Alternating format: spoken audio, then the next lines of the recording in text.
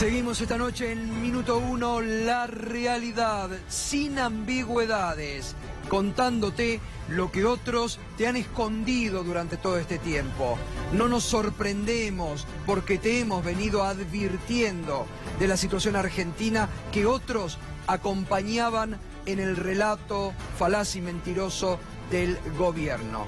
Hoy los mercados siguen desconfiando de la Argentina, no solamente aquí, los mercados internacionales. De nada valió hoy la llamada telefónica del presidente Donald Trump, la foto de Duhovne con Christine Lagarde. Los mercados volvieron a reaccionar en contra de la Argentina. Fíjese, el dólar en nuestro país siguió trepando, cerró a 39,79 después de haber tocado los 41 pesos. El Banco Central se patinó hoy 358 millones de dólares.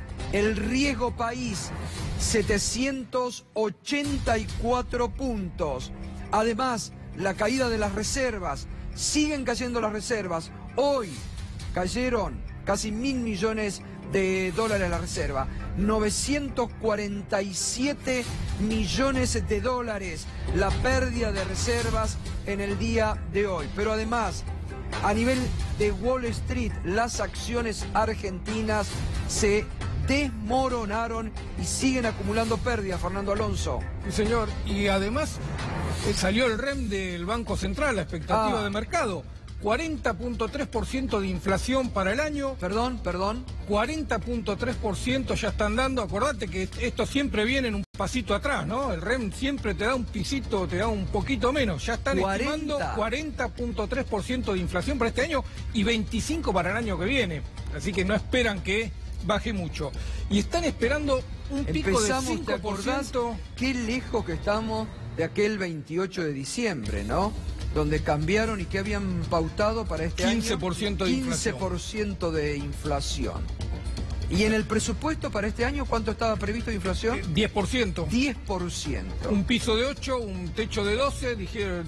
Presupuesto del actual gobierno, ¿no? Presupuesto del actual gobierno. Digo, cuando ahora hablan del presupuesto, no pudieron cumplir ninguna de las cifras del presupuesto del año pasado para este año, ¿no? Bueno. Y así que 40 de inflación y de caída de la actividad económica. 1,9% esperan que haya una recesión este año. Hay que recordar, el REM siempre te da una estimación menor a lo que después se registra. Así que si están esperando 1,9, seguramente va a ser mucho más grande la caída. Y si están esperando 40,3% de inflación, seguramente va a ser unos puntos más todavía la inflación que vamos a cerrar en este 2018, Gustavo. Bueno, fíjese, Reuters, la agencia internacional Reuters, que esta tarde, a propósito de lo que en la Argentina se afirma de que hay un acuerdo rápido, dijo lo siguiente: el FMI dice que es demasiado pronto para hablar de detalles o cronograma de nuevo programa económico para la Argentina. Y hace instantes se conoció un nuevo comunicado del Fondo Monetario Internacional después de la visita de un desgastado ministro Nicolás Duhovne, que dice: la señora Christine Lagarde, directora gerente del Fondo Monetario Internacional, hizo hoy la siguiente declaración luego de reunirse con el ministro de Economía de Argentina, Nicolás Duhovne, y el vicepresidente del Banco Central, Gustavo Cañonero. El ministro Duhovne, el vicepresidente del Banco Central y yo nos reunimos para iniciar conversaciones sobre cómo el fondo puede brindar un mejor apoyo a la Argentina frente a la renovada volatilidad financiera y un entorno económico desafiante. Hemos hecho avances durante nuestra reunión y trabajaremos juntos para fortalecer aún más el programa de las autoridades argentinas respaldado por el FMI. Nuestro diálogo continuará ahora a nivel técnico y, como mencioné antes, nuestro objetivo común es llegar a una conclusión rápida para presentar una propuesta al directorio ejecutivo del FMI. La verdad, patean la pelota, ¿no, Fernando? Patean la pelota. Es que es muy prudente. El FMI sabe que por lo menos 2 semanas va a llevar esta negociación y no quiere que lo apure, no quiere que le marquen el paso. Para el FMI es muy difícil que le marcarle el paso, y esto es lo que intentó hacer el presidente cuando dio el discurso anunciando que ya estaba renegociado este acuerdo. Va a ser muy complicado porque el mercado está viendo que esto se demora, y el mercado está viendo lo que pasó en Grecia, que el Banco Central Europeo tuvo que recomprar toda la deuda de Grecia para evitar el default, y acá el FMI no tiene recursos o no tiene la disponibilidad para recomprar toda la deuda argentina. Así que es un juego ahí de pulseada muy firme y muy fina entre el mercado, el FMI y las autoridades argentinas, que siguen yendo por el camino fiscalista y siguen sin prestar la atención a la economía real, que está encaminada a una recesión tan fuerte, Gustavo, que las empresas pierden permanentemente valor y están totalmente caídas en su capitalización bursátil. Agustín Datelis. Sí, mira, en realidad lo que está analizando el fondo es importante. ¿Por qué? Porque más allá de esta situación insólita que hay, donde el presidente anuncia un acuerdo que no está cerrado, el Fondo Monetario lo desmiente el mismo día, tenemos que entender que el Fondo Monetario primero tiene procesos internos que demandan tiempo. No es que Lagarde es la gerenta del Fondo Monetario, claro, digamos, tiene que pasar todo esto por un directorio y demanda tiempo. Pero después, más allá de esto, la cuestión de fondo, ¿qué es lo que estamos esperando? Porque si no, pareciera que estamos esperando una cuestión milagrosa y que si esto pasa y el directorio del Fondo Monetario lo aprueba, sería una buena noticia y traería calma a la economía argentina y solucionaría los problemas. Lejos de esto, acá lo que tenemos es un gobierno... pero Agustín, eso espera el gobierno. Claro, bueno, pero están completamente equivocados. El gobierno está atado hoy pura y exclusivamente como único plan al fondo. Claro, pero vos fijate que además el tema del Fondo Monetario ni siquiera, que tampoco sería una buena noticia, es una ampliación del monto acordado en el préstamo stand-by. Es simplemente un anticipo de los de la plata comprometida para el 2020, ¿sí? Que son 4 cuotas, acá hay cuotas trimestrales de 2.900 millones de dólares cada una. La plata del 2020 adelantada a 2019. Y si eso ocurriera, la lectura del mercado va a ser, ¿y en el 2020 qué? Claro. Suponete que vos sos inversor y tenés un bono argentino, y esto se acuerda, si el bono vence el año que viene, vos decís, bueno, me quedo tranquilo. Ahora, si tu bono vence en el año 2020, ¿qué pasa? ¿Dónde va a estar el financiamiento en ese año? Ahora, ¿qué está haciendo la Argentina para mejorar su perfil externo en términos de ingreso genuino de dólares, de estímulo a la producción, a las exportaciones? Nada. Fíjate vos, habló hoy Donald Trump con el presidente, como siempre, como los 90, amplio respaldo de Estados Unidos a la Argentina. La foto que veíamos recién de Christine Lagarde con Duhovne. Y todo cayó, las acciones, los bonos, pero subió el dólar. No hay confianza en el gobierno, se perdió absolutamente, y lo que es más grave, hasta en el propio presidente. Después de haber dado 2 mensajes, el propio presidente, lo único que cambió de los mensajes es que se ve que algún asesor de imagen o comunicación le dijo, el problema del primero es que fue corto, entonces este hace lo largo, porque lo único que cambió fue el tiempo. En el medio no dijo absolutamente nada, y el mercado lo que hace es mirar los números, hacer cuentas, descontar expectativas y ver qué pasa. Y acá los dólares no están, Gustavo. Ayer se presentó por parte del ministro, un ministro recontra devaluado, porque se dejó trascender que 2 veces renunció, no se la toman porque nadie quiere ir a su lugar. Se anunció un programa financiero al cual el mercado tampoco le cree. Entre otras cosas, uno de los supuestos es que las letes, estas famosas letras del Tesoro en dólares, van a ser renovadas de acá hasta fin del año que viene en su totalidad. Cada vez que haya un vencimiento van a renovar todas. Eso es algo que no viene ocurriendo y en este contexto tampoco va a ocurrir. Entonces, los números no cierran. El gobierno no toma ninguna medida para que la economía crezca, para mejorar el frente externo, para que ingresen dólares. Buscó cerrar ese frente con más devaluación y con más recesión que el mercado interno, que la economía argentina ya no soporta. El mercado financiero ve eso y por eso lo que estamos viendo que va a seguir los próximos días. El dólar arriba de 40 en los próximos días tranquilamente y va a seguir este rumbo. Mariano Kestelborn, ¿y tu visión? ¿Qué pasa en este momento? ¿Por qué no le creen al gobierno? Porque, como dice Agustín, no hay capacidad de repago. La Argentina se ha endeudado de una forma impresionante y esa deuda la usó para la fuga de capitales. Esa plata no se aplicó a la inversión productiva, a mejorar la capacidad de producción del país, de las empresas. Lo único que hizo es bicicleta financiera, y esta no es una economía común y corriente la de la Argentina. Tuvimos el peor default de la historia económica mundial en 2001, 2002. Entonces, los mercados financieros internacionales ya conocen cómo se comportan, lamentablemente, los gobiernos en nuestro país. Y este gobierno hizo gala de su liberalismo económico, de dejar entrar y salir capitales sin ningún tipo de restricción, y ahora estamos pagando las consecuencias. Y lo peor de todo es que los sectores más vulnerables son los más afectados. Están pretendiendo que los asalariados paguen el costo de esta fiesta, para los grupos financieros, grupos comerciales de grandes superficies, grupos inmobiliarios, grandes empresas de telecomunicaciones, porque cuando se le acercaban y le pedían algo al gobierno, lo mismo que las energéticas, todo que sí, siempre complaciendo intereses.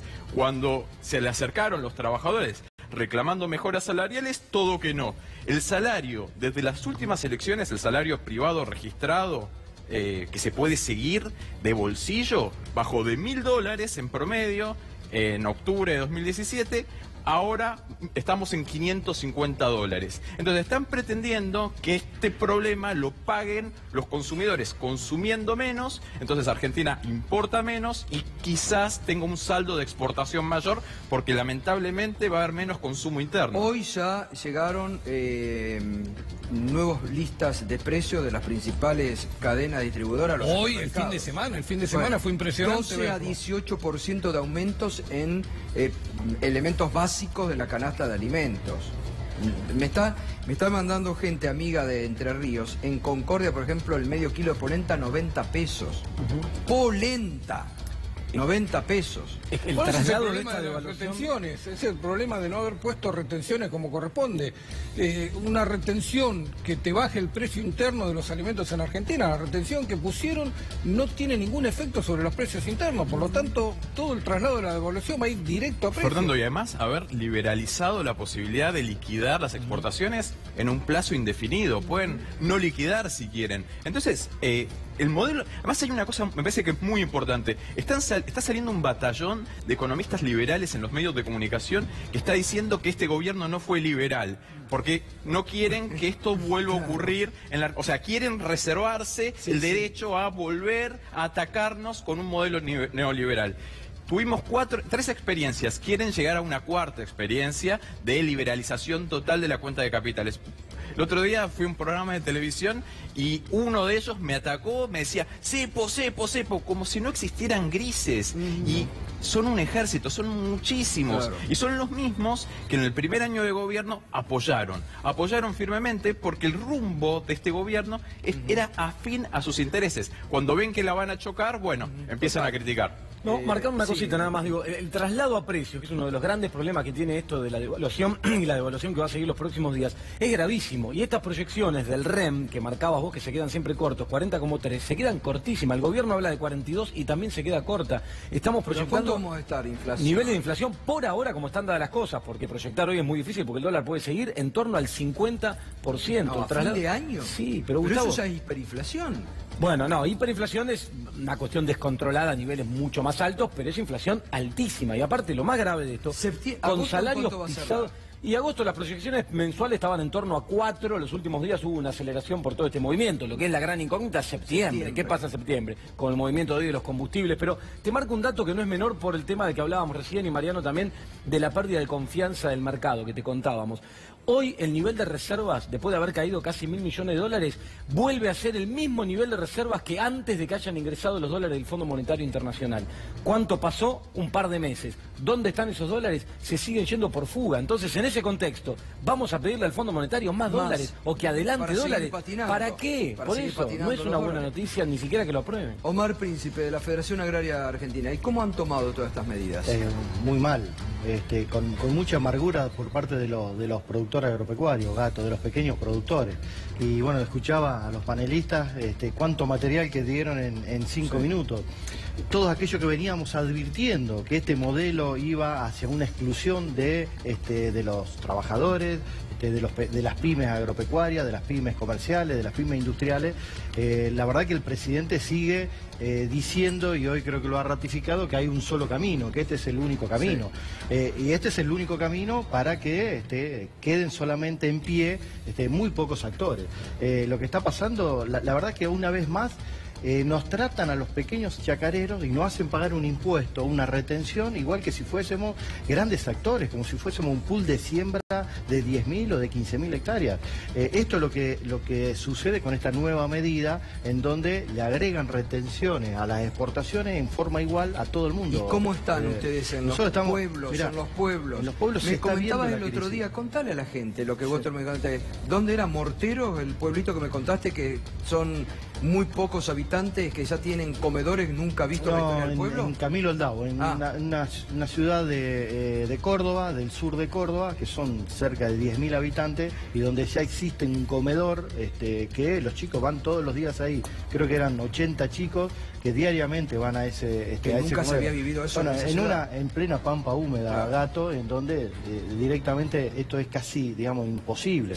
Déjame decirte este tema de para un poco en la opinión pública, la foto de lo que es el campo, porque cuando dicen el campo es el gran ganador de este modelo con la devaluación, y entonces está muy justificado que se le pongan retenciones. Nosotros decimos, hay grandes actores que se justifica que se le pongan retenciones, que son los que han tenido una renta con la devaluación, Gato. Sí, obvio. Los pequeños chacareros, un chacarero de 50 hectáreas, de 100 hectáreas, las economías regionales, no accedimos a la devaluación. ¿Por qué? Porque cuando termina la cosecha, y este año se agravó por la sequía, ya habíamos vendido todos los granos. Entonces los granos los tienen los exportadores, los que hicieron gran diferencia del dólar de 20 pesos, ahora a 40 pesos, son los exportadores. Entonces no nos pueden cargar el ajuste a los pequeños chacareros, que nos hagan pagar un ajuste a los pequeños chacareros, igual que los trabajadores.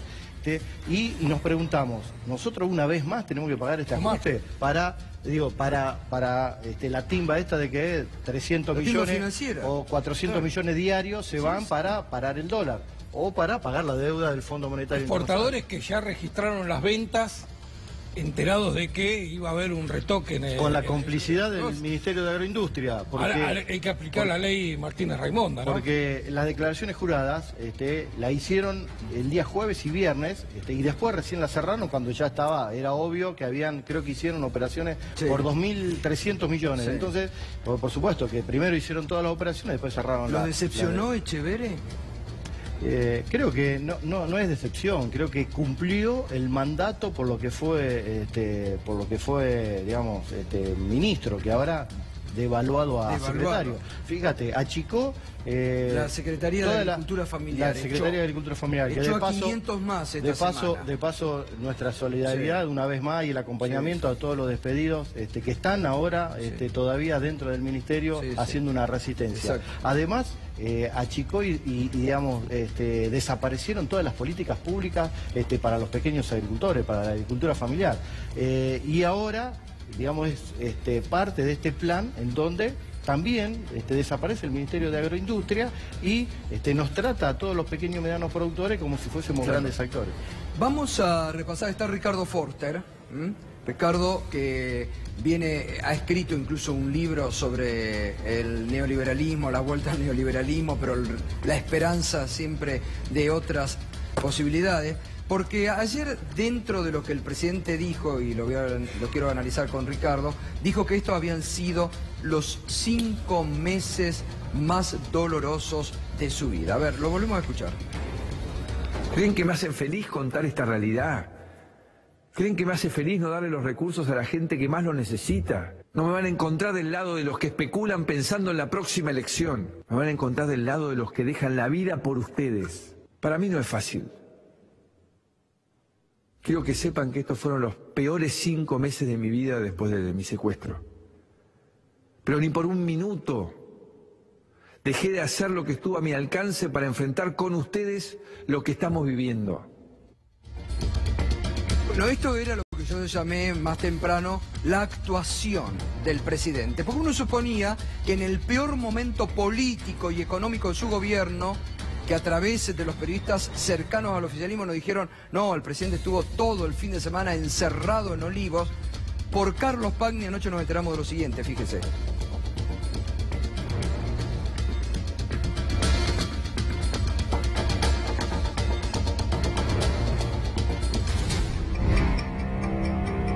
Eran estados asamblearios. Algo parecido pasó en Olivos durante este fin de semana con un presidente que no estuvo presente todo el tiempo ahí, más bien estuvo ausente.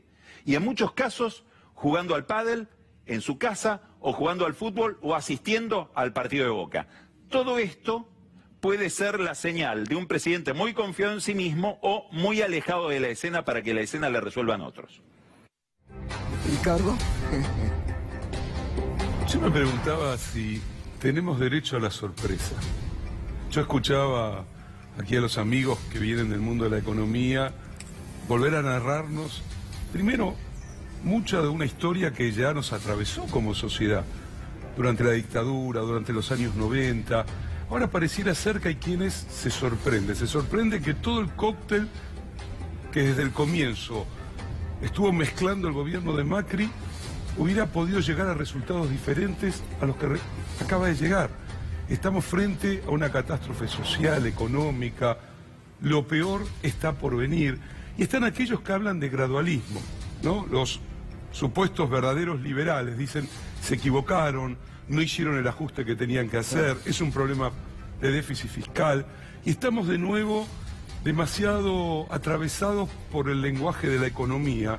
Y cuando el lenguaje de la economía domina abrumadoramente a una sociedad, no es bueno para la democracia. Hay ausencia de política. Hay ausencia de política. Hay ausencia de conducción política hoy, ¿no? Bueno, a ver, yo creo que este ha sido y es un gobierno que está ligado pura y exclusivamente, lo hemos conversado en algún otro momento, a producir una transformación estructural de la sociedad argentina, como se intentó en otros contextos, pero no se terminó nunca de lograr del todo.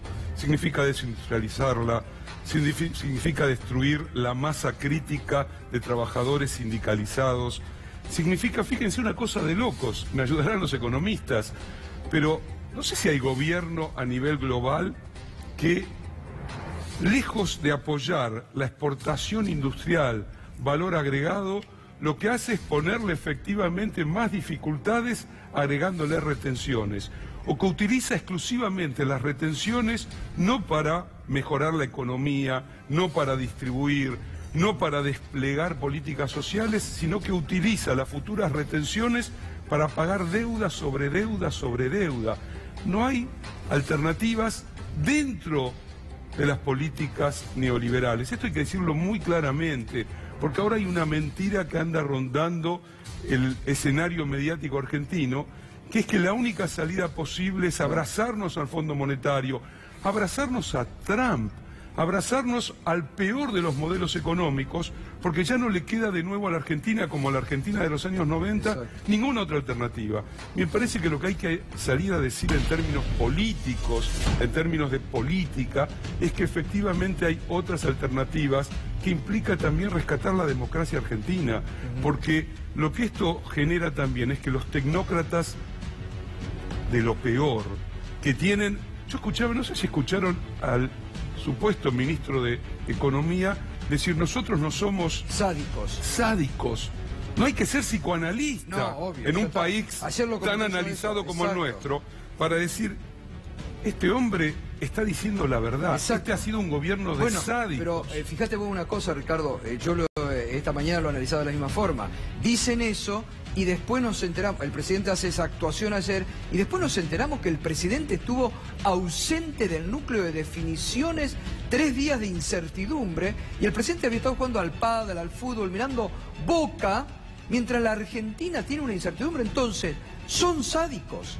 Son sádicos, y yo le agregaría también que una vez más se pone en evidencia que los diversos grupos económicos que a veces tejen alianzas, a la hora cada uno de maximizar sus ganancias, defender sus supuestas inversiones, su negocio especulativo, se devoran los unos a los otros. La corrida cambiaria, el devorarse los dólares, la fuga sistemática de capital. Porque, a ver, todos imaginaban que un gobierno de ellos para ellos, claro, de CEOs, de gerentes, de los dueños del poder económico, iba a gobernar en función de un acuerdo tácito que no tiene ningún problema en hacerlo volar en 1000 pedazos. Pero cuidado, porque detrás de la lógica del ajuste hay cuestiones muy graves. A ver, tiene valor simbólico, pero que hayan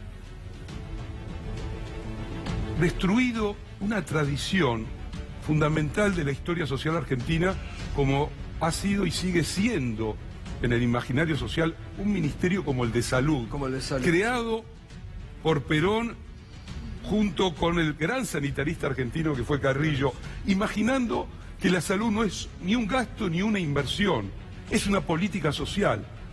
Toman también un ministerio clave de la administración de Cristina Kirchner para lo que implica la gran disputa económica, cultural y política de la época, que es generar valor agregado de otro tipo, como es el Ministerio de Ciencia y Tecnología, y lo convierten en secretaría. ¿Qué está haciendo Lino Barañao? Bueno, ¿dónde está Lino Barañao? Eso nos preguntamos mucho. Es una pregunta, a ver, era un momento para, después de haber atravesado vergonzosamente estos años, por lo menos con un poquito de dignidad decir, me paro frente a una decisión que es absolutamente brutal y de ajuste, y digo, no acompaño esto. También lo que recién nos señalaban desde la Federación Agraria, que ya no tengamos Ministerio de Agroindustria, suponiendo que la Argentina tiene en el territorio agroindustrial un punto clave, es tremendo. Y también hay que volver a decir algo fundamental. No existe el campo en abstracto en la Argentina. Recién se lo señalaba muy claramente. Tampoco existía en el 2008 el campo abstracto de la 125. No es lo mismo ser un pequeño productor, un productor familiar, en una zona no núcleo de la provincia de Buenos Aires, de Córdoba o de Santa Fe, no ser parte de un pool de siembra, ni ser parte de la sociedad rural, para que se defina la idea de que el campo somos todos y que pobre el campo. Y fíjense cómo les han puesto las retenciones. A mayor aumento del dólar, menor retención para los grandes especuladores. Entonces todo eso hay que ponerlo sobre la mesa. Y yo la verdad, a ver, el déjà vu es horrible. Sentir que tiene razón aquel que señaló desde el comienzo que esto iba a terminar tarde o temprano en esto, hace sentir mal a cualquiera, pero no deja de ser importante que una parte fundamental de esta sociedad no solo que comprenda lo que está pasando porque lo siente en el cuerpo, sino que se haga cargo de lo que significa confrontar con una posición como la del gobierno que lleva al país a una situación todavía peor. Alguien dijo alguna vez, son el mal, no me cabe la menor duda. Escuchándolo a Macri ayer, en un discurso absolutamente coacheado, estudiado, sentimentaloide, de teleteatro de mala calidad de las 4 de la tarde, diciendo los peores 5 meses de mi vida. Es presidente de la nación. ¿Dónde está su coraje, su altura, su inteligencia, justamente en los momentos difíciles? Su conducción. ¿No? Bueno, su todo eso hay que ponerlo sobre la mesa, me parece. Senadora Sangnum, buenas noches. Buenas noches. Usted viene a la provincia de Santa Fe, que está siendo una provincia muy castigada y que va a ser castigada por todas estas medidas también. Sí, muy castigada el entramado productivo, industrial y tal como plantean desde la Federación Agraria, el pequeño productor también, el pequeño y el mediano productor agropecuario, que es el que no especula, que es el que tiene que vender porque tiene dolarizados todos sus insumos y es el que en definitiva también está afectado por los tarifazos, por la situación económica. Yo coincido con lo que plantea Foster, cuando se dice el campo es uno solo, me parece que hay un error de naturaleza, de apreciación, que hay que plantearlo. El campo tiene distintos sujetos agrarios y hay un sujeto agrario que es el del pequeño y del mediano productor que está siendo afectado, ni que hablar del entramado productivo. Para darte un dato, la ciudad de Rosario se acaba de hacer un testeo en el tema laboral, hay un 13,33% de desocupación y un 13,79% de subocupación, y dentro de los desocupados el gran porcentaje son jóvenes menores de 29 años y mujeres. Un minuto me permite, porque nos hemos olvidado, Fernando, pero hay que decir que desde las últimas horas hay un paro industrial muy grande en la ciudad de Rosario. Así es. Todo el cordón industrial está de paro en Rosario. Y otra cuestión, hoy todos los sectores productivos y sociales reunidos con el obispo de la ciudad de Rosario han conformado una mesa de diálogo por la situación social cada vez más preocupante en Rosario. atención a este dato. Por ¿no? eso te lo quería señalar, Sí, porque me sí, parece sí. que es central. Hay un paro extendido Sí. en todo el cordón industrial. Seguramente en estos días vamos a estar acompañando a los trabajadores, con quienes estamos en contacto permanente. En el día de hoy, en mi comisión, en la Comisión de Industria y Comercio del Senado de la Nación, hicimos una plenaria junto con la Comisión de Infraestructura y Transporte. Estuvieron allí también el senador Espínola, el senador Pino Solanas, y estuvieron presentes los trabajadores de fabricaciones militares, Claro. de Fray Luis Beltrán, de Río Tercero, de Villa María, planteando la situación, y también los del astillero Río Santiago. Y aquí justamente está la cuestión medular y la cuestión central. Yo no coincido con que esto sea una cuestión económica y no haya detrás de esto un proyecto político. Es el mismo proyecto político que desde el primer gobierno patrio en adelante se vino disputando en la República Argentina. Dos proyectos políticos en pugna. Uno tendiente al desarrollo, al comercio exterior en manos de los argentinos y al servicio de la soberanía nacional, de la creación de empleo, de la producción de mayor valor agregado, y por el otro lado un proyecto agroexportador, reprimarizador de la economía para 10 o 12 millones de argentinos. Esos son los dos proyectos que han estado en pugna históricamente, y hoy lo veíamos con los trabajadores de Astillero Río Santiago, la destrucción de la industria naval argentina, la destrucción de la marina mercante, porque si en realidad lo que queremos es justamente tener una balanza comercial superavitaria, tendríamos que estar poniendo justamente toda nuestra energía en esos 5.000 o 7.000 millones de dólares que perdemos porque los fletes los pagamos al exterior, o en discutir cuál va a ser la proporción de la bandera argentina en torno a los 70 millones de toneladas que se pretenden. Pero además hacia el ahí, 2020 en la hidrovía Paraguay, pero además, Paraná. Sí, pero frente a la ausencia de dólares, ahí hay una llegada de dólares. Exacto. Porque tenemos Astillero Río Santiago, que estas lanchas que le compraron con sobreprecio a Israel, lo están diciendo Y los los propios buques laburantes. patrulleros a Francia. Bueno, se podían haber construido ahí. Así es. Ni que hablar de lo que decía Ricardo, ciencia y tecnología, que nos hemos convertido en estos últimos años a nivel mundial en realmente exportadores de lo mejor. Ahora, lo que pasa es que en Rosario se da la situación de que no hay empleo público, por lo tanto es una ciudad donde la actividad privada le pega muy fuerte. Bueno, esta caída del 5,7 de la industria afecta fuertemente a todo el cordón del Gran Rosario, a la provincia de Santa Fe, que tiene un entramado productivo Pero muy rico. Yo estuve hace 2 fines de semana, este fin de semana también en Rosario por cuestiones familiares. Hace 2 fines de semana veía en el diario La Capital, título catástrofe, creo que 50.000 personas en Rosario que habían abandonado las prepagas y se habían pasado a la salud pública. Sin Ministerio de Salud. ¿A dónde? Claro, ahí está. Bueno, y este fin de semana... porque ese es me parece que uno de los puntos nodales de todas las políticas neoliberales, no solo, porque ojo, no solo en los países periféricos, tercermundistas, pobres, también en los países centrales. Por ejemplo, en términos de salud pública, Gran Bretaña, que fue un ejemplo de salud pública, ha sufrido, con todas las políticas de Thatcher en adelante, de matriz neoliberal, una caída exponencial de su calidad en salud, que ha significado literalmente muerte. Porque este es un punto decisivo. Si yo restringo las políticas de salud, lo que inmediatamente sucede es que la sociedad se termina convirtiendo en un mundo vulnerable para que pase con ella cualquier cosa. Y cada uno de los puntos nodales que hacen a la vida colectiva son dañados sistemáticamente. La educación, la salud, el acceso a la vivienda, el trabajo. Porque, a ver, ellos van por un trabajo precario, flexibilizado, van por las jubilaciones. Sí, total. El gran botín es todo ese mundo que significa lances, el ahorro colectivo de generaciones de argentinos. Ya lo hicieron en la década de los 90.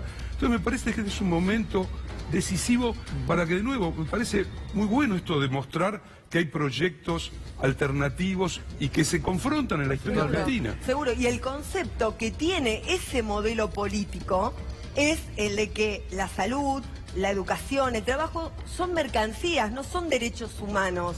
Esta es la gran diferencia desde la concepción del modelo político. Para nosotros esos constituyen derechos humanos que deben ser garantizados al total de la población.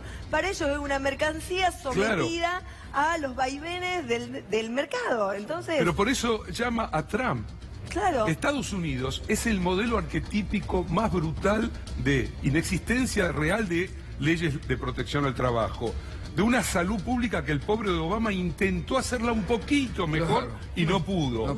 Una sociedad que frente al perdedor, como dicen ellos, es implacable. Esta es la lógica de los CEOs que gobiernan a la Pero para ese modelo político que estás hablando, también después direcciona cuál es el modelo de desarrollo, ¿no?, que tiene la Argentina en el interior del país. Por eso la situación nuestra, de los pequeños productores, está tan compleja, tan difícil, porque nosotros estamos produciendo los alimentos para los argentinos. Digo, los pequeños y medianos productores somos los que garantizamos la producción de alimentos en la Argentina y somos los más castigados junto con los trabajadores en este modelo. ¿Y hay situaciones de pobreza entre los trabajadores de pequeñas y medianas empresas de agricultura familiar?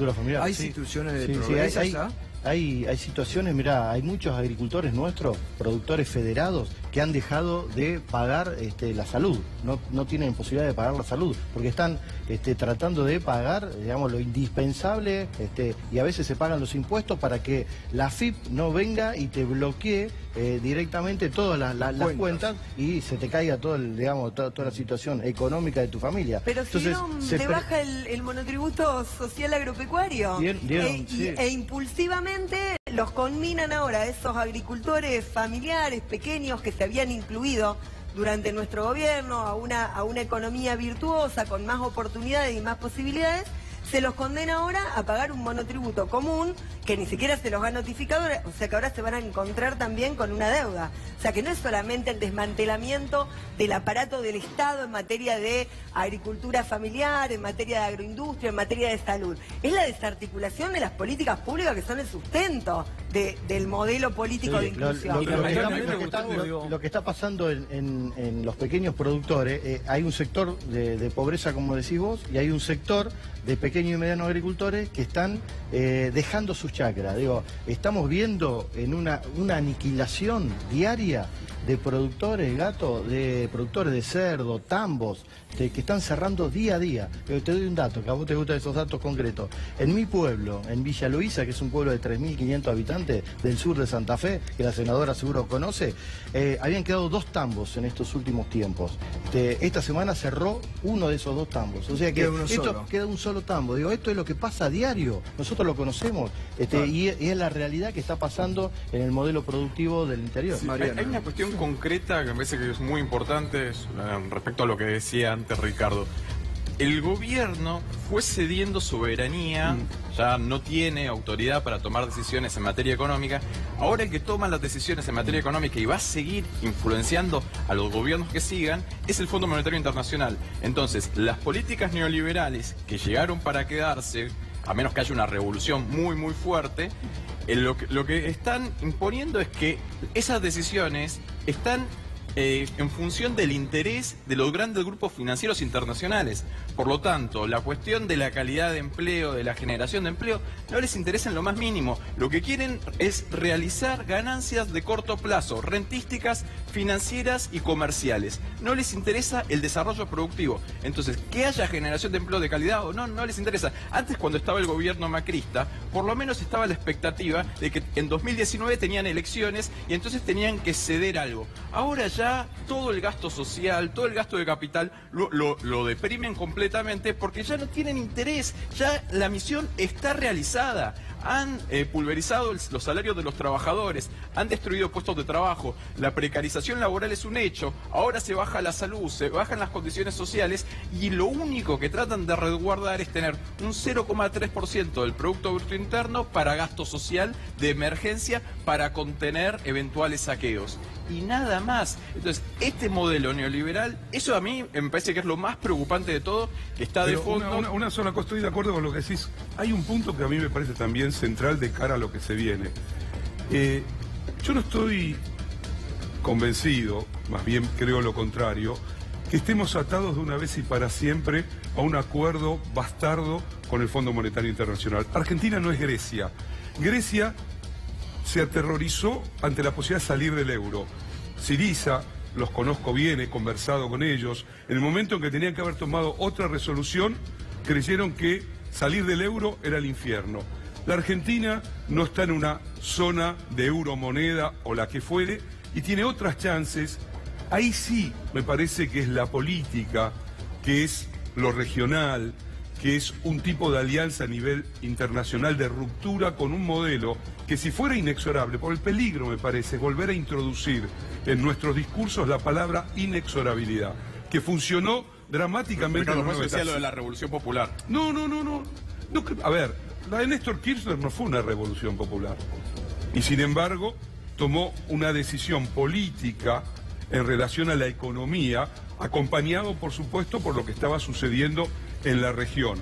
Uno supone, yo estoy casi convencido, que los ciclos actuales del neoliberalismo son muy cortos, que lo que pueda parecer como una suerte de hegemonía triunfante, a la vuelta de la esquina tiene una situación de peligro y de crisis. Turquía, por ejemplo, casi hace añicos los mercados globales. Esto significa, para no hablar en términos difíciles, sino en términos políticos, la política es una voluntad, la política es una capacidad de tomar decisiones en momentos urgentes, es una capacidad para decir no a lo que parece global, inexorable y definitivo, porque si no, estaríamos condenados a algo que es muy peligroso, que es, caído el macrismo, venga un actor político a hacer lo mismo que el macrismo, pero ya con la condicionalidad de la inexorabilidad y diciendo, bueno, no tenemos otra alternativa, tenemos que hacer bien los deberes, fueron terribles, ahí sí la pesada herencia de nuevo funcionando como discurso, porque yo también estoy un poco cansado de aquellos que hablan y siguen hablando de la pesada herencia.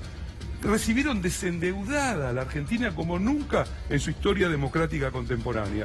Y sin embargo volvieron una y otra vez. Por eso machacan el con tema, que Ricardo, por el mismo rumbo. Marcar una cosita, digo, yo estoy completamente de acuerdo que cuando la crisis económica tiene el nivel de profundidad que tiene en este caso, las salidas políticas, claramente.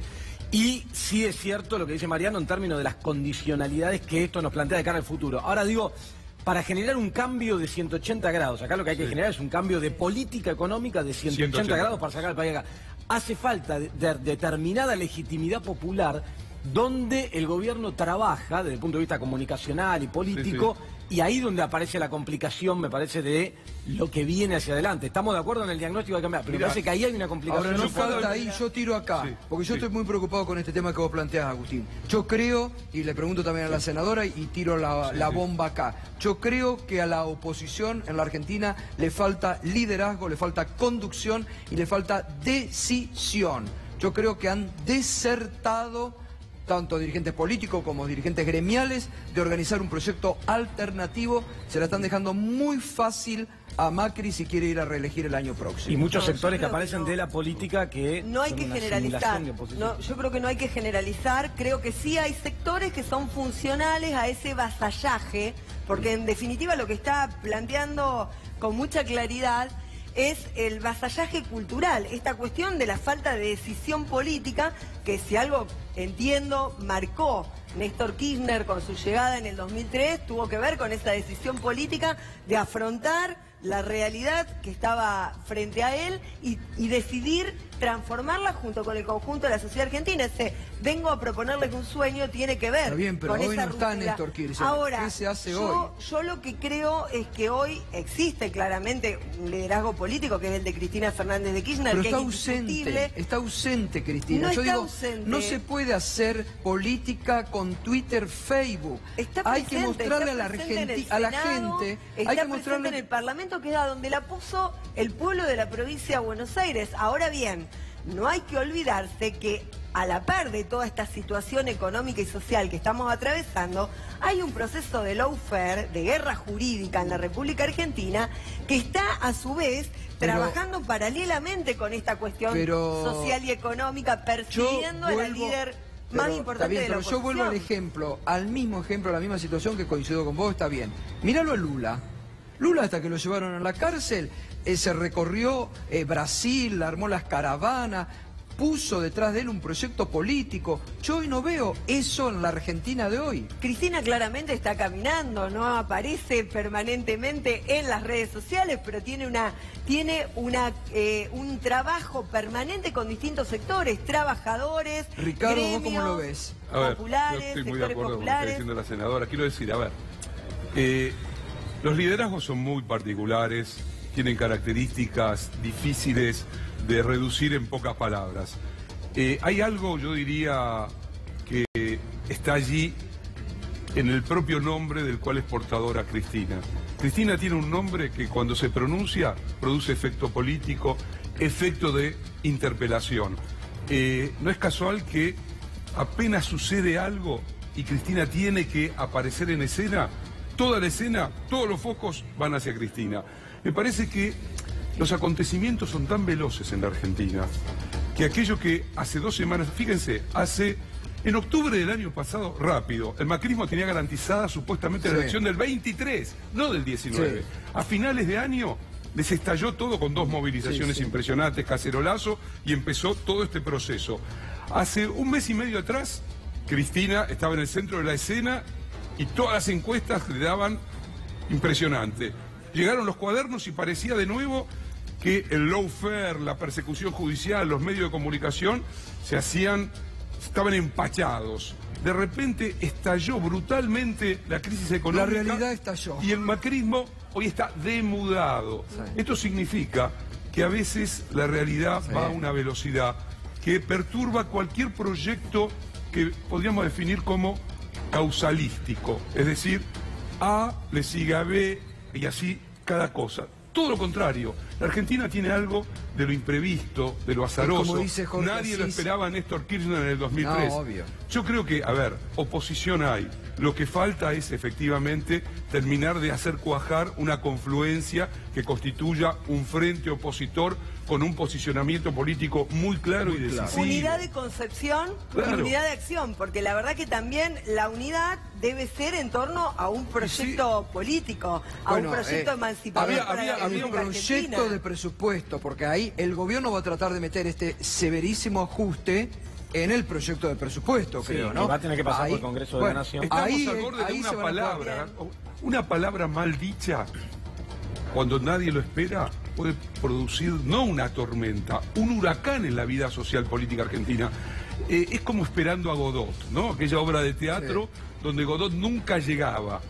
Nos pasó al final de los 90. Todos esperábamos que se cayera el gobierno de la Rúa porque era invivible la Argentina y nunca acontecía. Y como esos dibujitos animados que cuando veíamos de chicos corrían por el abismo y mientras no miraban hacia abajo no se caían. Estamos en una situación de ese nivel de gravedad. Y lo que hoy hay que poner también en juego es qué tipo de democracia estamos viviendo, donde los poderes que debieran ser los que custodian la vida democrática, hoy están custodiando los intereses de este núcleo de expoliadores del país. El Poder Judicial, básicamente, es cómplice en su gran mayoría de este gobierno. Entonces yo estoy convencido, a ver, había un poeta expresionista que decía, el mundo no va a terminar por un gran estallido, de un resfriado. ¿Qué quiero decir? A veces miramos para el costado y pasa algo, y la Argentina es un país tremendo, extraordinario, excesivo. Volver a vivir lo que ya vivimos, pero con una diferencia. Cuando estalló la crisis del 2001, la Argentina estaba exhausta. Exacto. Este es un país que tiene una masa movilizada tremenda. Conversábamos en otros momentos, lo que fue la marcha universitaria de la semana pasada. Lo que, a ver, Las es Moreno, mujeres, que está la invisibilizado en movilización de Moreno, mujeres. lo que está pasando en Moreno. Moreno, La sí, comunidad de Moreno, comunidad pobrísima, la dignidad de esa sociedad, Bueno, ¿no? sobre ese quiero dar un dato.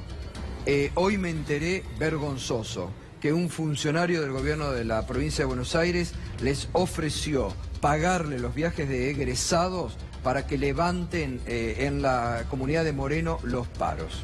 Bueno, ese eso nivel ya de es extorsión. directamente Pero tremendo. ese nivel de extorsión Llegar a eso se está ya, viviendo hoy también en la Argentina. Realmente. Realmente es tremendo, ¿no? Bueno, pero me Ahora, parece que hay una cuestión que es la institucional, que también hay que plantearla, y acá está la responsabilidad política de Cristina Fernández de Kirchner, de la oposición, la responsabilidad desde las instituciones, que no la tienen los socios del propio gobierno nacional después de escuchar y de ver algunas declaraciones que han hecho de una irresponsabilidad absoluta. Me parece que hay una responsabilidad que tiene que ver con lo institucional, con preservar la paz social, y hay algo que nos atravesó toda la noche, que tiene que ver con la soberanía alimentaria, con el modelo de producción y con el modelo de país que queremos.